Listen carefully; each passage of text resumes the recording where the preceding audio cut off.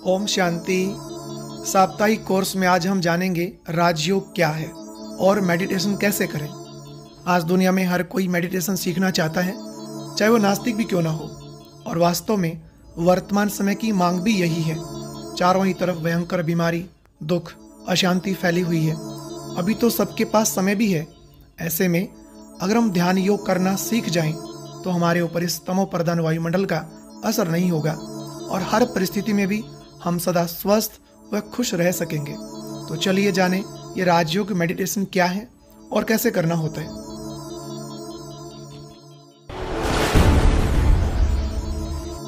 ओम शांति। परम पिता परमात्मा की याद को यहाँ राजयोग का नाम दिया जाता है। प्रजापिता ब्रह्मा कुमारेश्वर विश्वविद्यालय में सहज रूप से राजयोग सिखाया जाता है। ये राजयोग क्या है? राजयोग का सही अर्थ है आत्मा का परमात्मा से मिलन। योग अर्थात जोड़, संबंध या मिलन। इस विद्यालय में जो योग सिखाया जाता है वो बहुत ही सहज है। इतना सहज है कि इसे बच्चे, युवा, वृद्ध, बीमार सभी कर सकते हैं। इसलिए इस राजयोग को सहज योग भी कहा जाता है। हाथों से कार्य करते आप मन से इसका अभ्यास कर सकते हैं, इसलिए इसको कर्म योग भी कहा जाता है। मतलब आप हाथों से काम करें और मन से उस परम पिता को याद करते रहें, इसलिए इसको कर्म योग भी कहा जाता है। वैसे भी योग से कर्म में कुशलता आती है। योग का अर्थ ही है कि आपके कर्म बड़े कुशल होने चाहिए, सुखदायी होने चाहिए। इसी योग को हम संन्यास योग भी कहते हैं। ऐसे बाह्य रूप से हमारा कोई संन्यास नहीं है, भोजन का, वस्त्रों का, किसी भी चीज़ का कोई संन्यास नहीं, पर मन से 5 विकारों का संन्यास करना होता है। अनेक नाम होते हुए भी इसका मुख्य नाम राजयोग है। और इस राजयोग में आत्मा का मिलन परम पिता परमात्मा से होता है, ईश्वर से होता है। जब हम मेडिटेशन की बात करते हैं तो अधिकतर लोग कहते हैं जी हमारा मन नहीं टिकता, कभी कहीं चला जाता है, कभी कहीं चला जाता है। अगर ऐसा है तो हमें ज़रूर समझना होगा कि मन क्यों भटकता है। मन के भटकने के 3 कारण हैं। पहला, हम स्वयं को नहीं जानते, इसलिए मन भटकता है। दूसरा, जिसमें हमें ध्यान लगाना है उसका भी सत्य परिचय हमारे पास न होने के कारण मन भटकता है। तीसरा, हमारे अनेक जन्मों के पाप कर्म हैं जो हमारा ध्यान नहीं लगने देते हैं। और अब इन तीनों का समाधान हमें स्वयं करना है। स्वयं की पहचान हमने प्राप्त की कि हम इस शरीर से अलग एक दिव्य चेतना है, प्रकाश है, लाइट है। और जहाँ तक परमात्मा की बात है, उनका भी सत्य परिचय हमने प्राप्त किया कि वो परम पिता परमात्मा हम सबके पिता हैं, कल्याणकारी हैं, सदाशिव हैं। और जो हमारे अनेक जन्मों के पाप कर्म हैं उससे भी हमें कभी निराश नहीं होना। परमात्मा की याद में इतनी ताकत है कि हम अपने पाप कर्मों को नाश कर सकते हैं। ध्यान से समझेंगे कि परमात्मा की याद से हमारे जो पाप कर्म हैं वो नष्ट होते हैं और परमात्मा की याद से हमारी जो आत्मा है उसका शुद्धिकरण होता है। कैसे पता चलेगा कि शुद्धिकरण हो रहा है? अगर आपका मन कनेक्ट हो जाता है परम पिता परमात्मा पर तो आपको शांति का अनुभव होगा, खुशी का अनुभव होगा, आनंद का अनुभव होगा। हाँ, एक बात ज़रूर ध्यान रखिए, कुछ लोग सोचते हैं कि हम राजयोग का अभ्यास कर रहे हैं, मेडिटेशन कर रहे हैं, शायद कोई बिंदु चमकेगा, लाइट दिखेगी। राजयोग में इस तरह के चमत्कार को कोई नमस्कार नहीं है, लेकिन आपका जो जीवन है वो चमत्कारिक बन जाता है। यहाँ पर हम मेडिटेशन करते हुए कभी भी इंतज़ार नहीं करते कि हमें कोई लाइट दिखेगी या बिंदु चमकेगा।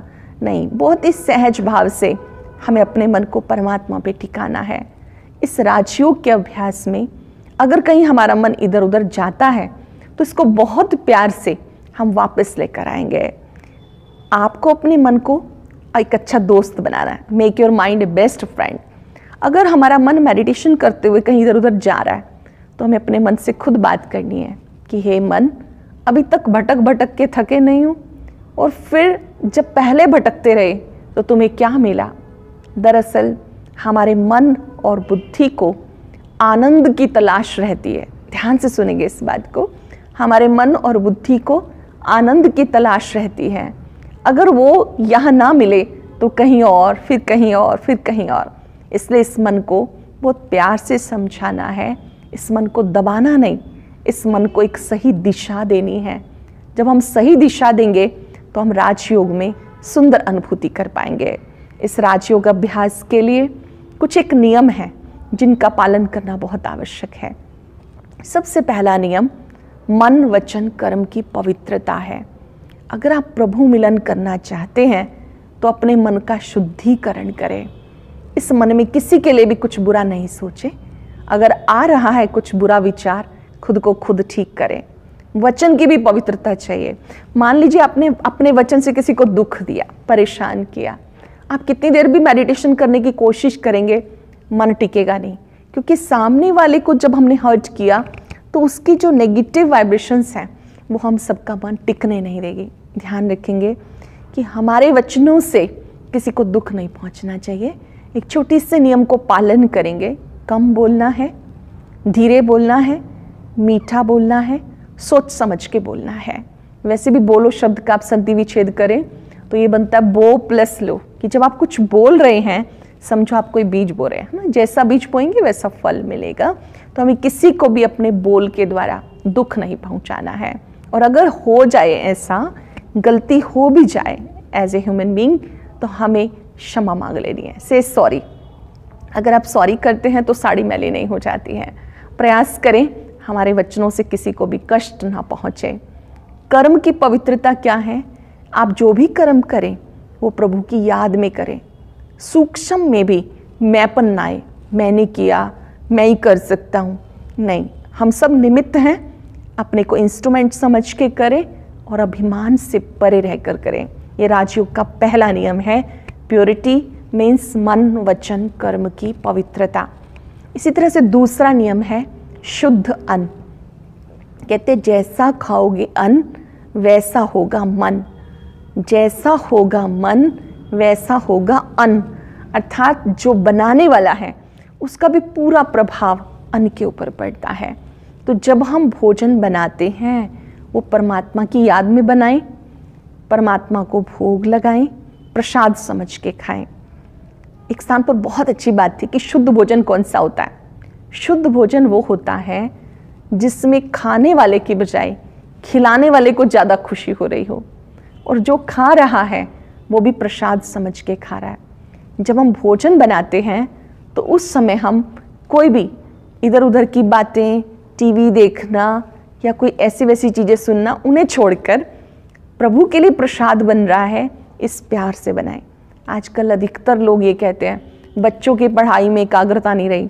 जब कभी हम देखते हैं, कभी घरों में कहीं जाना होता है तो हम देखते हैं भोजन बन रहा है, माता जी भी टीवी देख रही हैं, बच्चे भी खाना खा रहे हैं टीवी देखते हुए।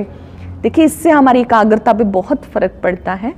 जब आप भोजन बनाते हैं, भोजन खाते हैं तो आप परमात्मा की याद में खाएं। उस समय आप टीवी इत्यादि, मोबाइल आदि इन सब का प्रयोग ना करें। वैसे आप अपनी आवश्यकता प्रमाण कोई भी कार्य करते हैं वो अलग बात है, लेकिन भोजन बनाते हुए, खाते समय कभी भी हम टीवी आदि ना देखें, क्योंकि जो कुछ आप देखते हैं उसका इफेक्ट ज़्यादा पड़ता है। और आप एक्सपेरिमेंट कर सकते हैं कि अगर आप परमात्मा की याद में बना हुआ भोजन बच्चों को देते हैं तो उनकी पढ़ाई में एकाग्रता अच्छी बनती है, उनका पढ़ने में मन लगता है, उनको खुद को भी मन में अच्छा लगता है कि हम पढ़ते समय ध्यान से पढ़ें। नहीं तो ज़्यादातर बच्चों की एक कंप्लेन है कि जब वो पढ़ने लगते हैं तो मन टिकता नहीं है। शुद्ध भोजन अर्थात जिसमें ज़्यादा तेज मिर्च मसाले, तामसिक चीज़ें ना हों, ज़्यादा तली हुई चीज़ें, भुनी हुई चीज़ें, ये सब हमारी एकाग्रता को भंग करती हैं। ताज़ा भोजन स्वीकार करें, मौन में स्वीकार करें, ये मेडिटेशन के लिए बहुत आवश्यक है। यहाँ तक कि पानी भी जब आप पीते हैं तो पहले उसे चार्ज करें परमात्मा की याद से और उसे अमृत समझ कर पिएं। तो क्योंकि हमारे शरीर में अधिकतर जल है, और जब आप परमात्मा की याद में जल ग्रहण करते हैं, अमृत समझ के ग्रहण करते हैं तो आपके तन के रोगों से भी आपको मुक्ति दिलाता है। इसी तरह से तीसरा नियम है राजयोग का, दिव्य गुणों की धारणा। ध्यान से समझेंगे कि जब आप प्रभु मिलन करना चाहते हैं तो लक्ष्य हो ज़्यादा से ज़्यादा दिव्य गुणों को अपने में लाना है। दिव्य गुण है जैसे सरलता। जो लोग सरल होते हैं उनके लिए हर कार्य सरल हो जाता है। जो लोग सरल होते हैं उनके लिए बीमारियां भी सरल हो जाती हैं, समस्याएं भी सरल हो जाती हैं। सरलता का मतलब है अंदर बाहर एक जैसा होना। कभी कभी हम अंदर कुछ और बाहर कुछ और। सरलता मतलब बड़ी बात को छोटा कर देना, छोटी बात को समाप्त कर देना। इसी तरह से एक दिव्य गुण है मधुरता, मीठा बोलना। न केवल शब्दों से मीठा बोलें लेकिन मन में भी मीठे भाव होने चाहिए। इसी तरह से एक बहुत सुंदर गुण है नम्रता, धैर्यता, हर्षित मुखता। ये सारे दिव्य गुण हैं जिनको जीवन में लाना हमारा उद्देश्य हो। जहाँ भी हम जाएं, वैसे तो चोरी करना अच्छी बात नहीं है लेकिन गुणों की चोरी ज़रूर करें। जहाँ भी जिससे अच्छा गुण मिले वो अपने में धारण करते जाएं। चौथा नियम आता है सत्संग। सत्संग किसे कहते हैं? कई बार हम सोचते हैं कि जहाँ भजन कीर्तन चल रहा है वो सत्संग है। नहीं, जहाँ आपका मन सत्य परमात्मा से जुड़ जाए, ईश्वर से जुड़ जाए, वो सत्संग है। अगर आप सत्संग में बैठे हैं, बुद्धि घर जा रही है तो आप घर संग हैं, फैक्ट्री में जा रही है तो फैक्ट्री संग है। लेकिन सत्संगी जो होता है वो सत्य परमात्मा का संग करता है। अगर आप इन 4 नियमों का पालन करेंगे, मन वचन कर्म की पवित्रता, शुद्ध अन्न, दैवी गुण और सत्संग, तो परमात्मा की याद में मन एकाग्र करना बहुत सहज होगा। परमात्मा की याद में अपने मन को टिकाने के लिए हमें 4 चीज़ों का पता होना बहुत आवश्यक है। एक तो परमात्मा का परिचय, दूसरा संबंध, तीसरा स्नेह और चौथा प्राप्ति। ये चारों आधार हमें ईश्वर के साथ जोड़ने हैं।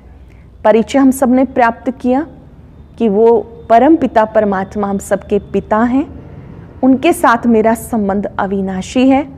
जहाँ तक स्नेह की बात है, परमात्मा का प्यार ही अविनाशी प्यार है, निस्वार्थ प्यार है। केवल वही प्यार है जो हमें पार लगा देता है, उसी का प्यार अनकंडीशनल लव है। और जहाँ तक प्राप्ति की बात है, परमात्मा की याद से सर्व प्राप्तियाँ होती हैं। सबसे पहली बहुत बड़ी प्राप्ति कि आपके संबंधों में मधुरता आनी शुरू हो जाती है, आपका स्वयं से संबंध अच्छा होना शुरू हो जाता है। परमात्मा की याद से प्राप्ति है कि आपके अंदर जो भी डिवाइन वर्च्यूज़ हैं वो अपने आप आने शुरू हो जाते हैं, जिनकी हम बात कर रहे थे, धैर्यता, मधुरता, संतुष्टता, सरलता, ये सब अपने आप आने शुरू हो जाते हैं। इतना ही नहीं, हमें सर्व शक्तियाँ मिलती हैं, जिसमें से सहन शक्ति है, समेटने की शक्ति है, सहयोग शक्ति है। ये वो शक्तियाँ हैं जो परमात्मा से मिलती हैं और एक एक शक्ति की हमारे जीवन में बहुत अधिक आवश्यकता है। अगर एक एक शक्ति को आप जीवन में लाएंगे तो ये जीवन आपका खुशहाल बन जाएगा। जब हम परमात्मा को याद करते हैं तो हम नेत्र खोल करके याद करें, क्योंकि हमें सारा दिन कर्म भी करना है। हाँ, अगर कहीं शोर है, उस आसपास की हलचल से, आचारों के शोर से आप बचना चाहते हैं तो भले आपके नेत्र बंद भी हो जाएं, कोई बात नहीं, बट प्रयास करें नेत्र आपके खुले हों, तब आप परमात्मा को याद करें। और जब आप उसे याद करें तो किसी मंत्र जाप की आवश्यकता नहीं है। परमात्मा को याद करने के लिए हमें सच्चे दिल से उसका थैंक्स करना है। देखिए, परमात्मा का थैंक्स करना भी मेडिटेशन है। जो जो उसने दिया, एक बार आप लिस्ट बनाइए। आपका परिवार बहुत अच्छा है, उसके लिए थैंक्स। आपके संस्कार बहुत अच्छे हैं, उसके लिए थैंक्स। आपको परमात्मा ने ज्ञान दिया, उसके लिए थैंक्स। अगर हम सच्चे दिल से शुक्रिया करते हैं तो कोई भी शिकवा नहीं रहता है। जब हम उसे याद करते हैं तो उसका थैंक्स करना है। 3 काम ज़रूर करने हैं परमात्मा की याद में। पहली बात, जब आप उसे याद करते हैं तो उसको शुक्रिया दें। दूसरी बात, उनके गुणों का चिंतन करें। ज्ञान के सागर, शांति के सागर, प्यार के सागर, गुड फीलिंग के साथ कि जो परम पिता है वो गुणों का सागर है, मेरा पिता है। तीसरी बात, जब आप उन्हें याद करते हैं तो निज के स्वरूप में ज़रूर टिकेंगे। अटेंशन देंगे इस बात पर।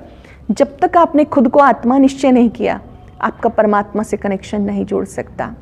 और 3 काम कभी ना करें, जैसे नो कंप्लेन। कभी कभी हम कंप्लेन करने लगते हैं परमात्मा से। अगर जब आप उसे याद कर रहे हैं, कोई शिकायत ना करें, बल्कि थैंक्स करें। नो डिमांड, मुझे ये चाहिए, ये चाहिए। कभी कभी हम कहते हैं मैं नीच हूँ, मैं पापी हूँ, मैं कपटी हूँ। इन कार्यों के बजाय हम ये स्वीकार करें, मैं जो हूँ, जैसा हूँ, मेरे पिता मुझसे प्यार करते हैं। परमात्मा को याद करना मुश्किल नहीं, हमने उसे मुश्किल बना दिया। वो तो हमारे पिता हैं, शिक्षक हैं, सतगुरु हैं। आप जब भी याद करते हैं, वो आपकी मदद करते हैं। परमात्मा को याद करना मुश्किल तब लगने लगा जब हम गलत संग में चले गए, तब मुश्किल लगने लगा जब हम उसको भूल गए, तब मुश्किल लगने लगा जब हमने अभ्यास नहीं किया। अभ्यास, अभ्यास और अभ्यास। अभ्यास करते करते आपके लिए राजयोग बिल्कुल सहज हो जाएगा। आप चलते फिरते भी याद करें, मैं आत्मा हूँ, मैं शिव बाबा का बच्चा हूँ। ये भी मेडिटेशन है। हाँ, मेडिटेशन की अवस्थाएं होती हैं। सबसे पहली है जब आप आत्मचिंतन, परमात्म चिंतन करते हैं। दूसरी अवस्था है जब आप उनसे बातचीत करते हैं, रूहान करते हैं। तीसरी अवस्था है जब आप बिंदु बनकर उस बिंदु परमात्मा में समा जाते हैं। ये तीनों अवस्थाएं डिटेल से समझने के लिए बहुत बहुत आवश्यक हैं कि हम इन्हें समझें और इसका अभ्यास हम अमृत वेले के समय में करें। जब आप सुबह उठ करके इसका अभ्यास करेंगे तो आपके लिए राजयोग बिल्कुल बिल्कुल सहज रूप से हो जाएगा। आप याद करें कि मैं परमात्मा का बच्चा हूँ, सहज योगी हूँ, परमात्मा मेरे पिता हैं, पल पल मेरे साथ हैं, तो आपके लिए याद सहज हो जाएगी। ओम शांति। ओम शांति। कुछ समय के लिए स्वयं को इस दुनिया से न्यारा कर दीजिए। एकांतवासी बन जाएं और अपना पूरा ध्यान मस्तक के बीच लेकर जाएं, जहां पर मैं आत्मा एक चमकते हुए सितारे के रूप में विराजमान हूं। अपना पूरा ध्यान उस सितारे पर केंद्रित करें। यही मेरा ओरिजिनल स्वरूप है। निहारते रहें चमकते हुए अपने दिव्य स्वरूप को, ज्योति बिंदु रूप को।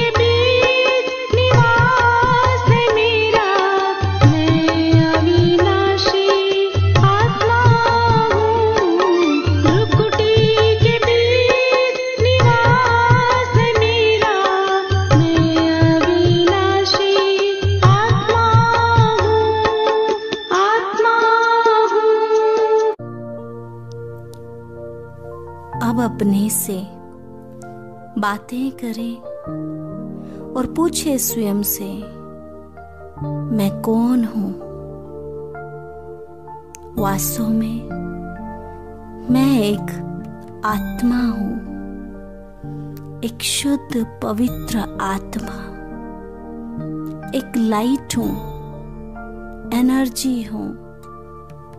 ये शरीर मात्र मेरी ड्रेस है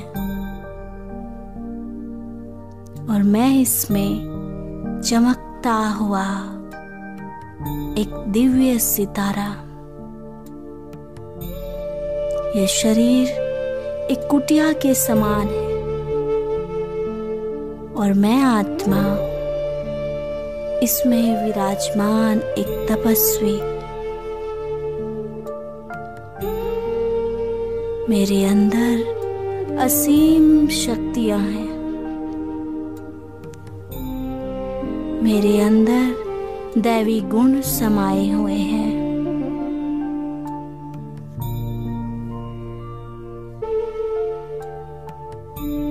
मैं आत्मा इस तन के भाल पर बैठकर महसूस कर रही हूँ खुद से निकलती हुई शांति की किरणों को।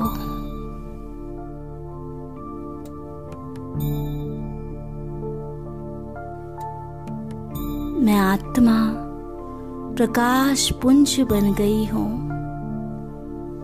मुझसे निकलती हुई शांति की किरणें संसार की सर्व आत्माओं को शांत स्वरूप बना रही हैं, सुख स्वरूप बना रही हैं।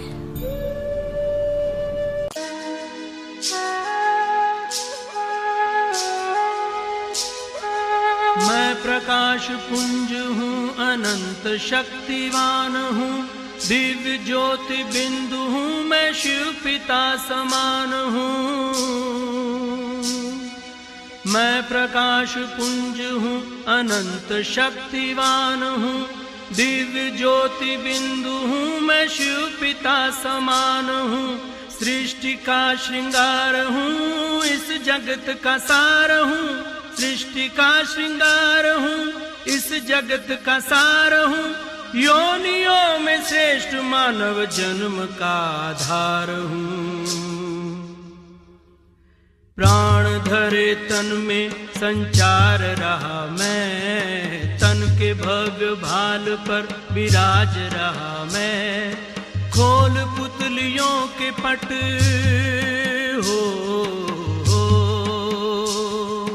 खोल पुतलियों के पट निहार रहा मैं, निहार रहा मैं। तन के भव्य भाल पर विराज रहा मैं।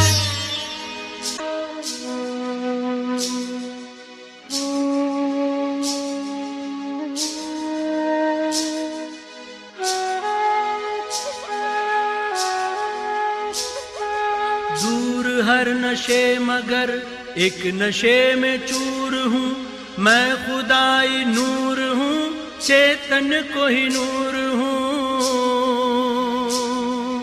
दूर हर नशे मगर एक नशे में चूर हूँ, मैं खुदाई नूर हूँ, चेतन को ही नूर हूँ।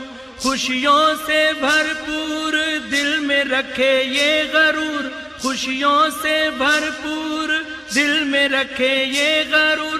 ठान लूं जो चाहूं तो कर सकता जरूर हूँ।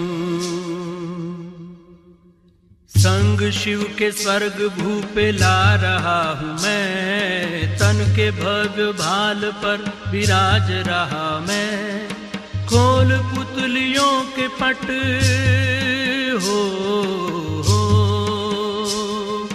खोल पुतलियों के पट निहार रहा मैं, निहार रहा मैं। तन के भव्य भाल पर विराज रहा मैं, तन के भव्य भाल पर विराज रहा मैं।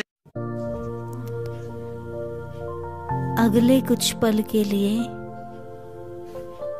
देह की सुध बुध भूले हुए इसी आत्मिक स्थिति को बनाकर रखेंगे और खो जाएं प्रभु प्यार में, समा जाएं प्रभु यादों में।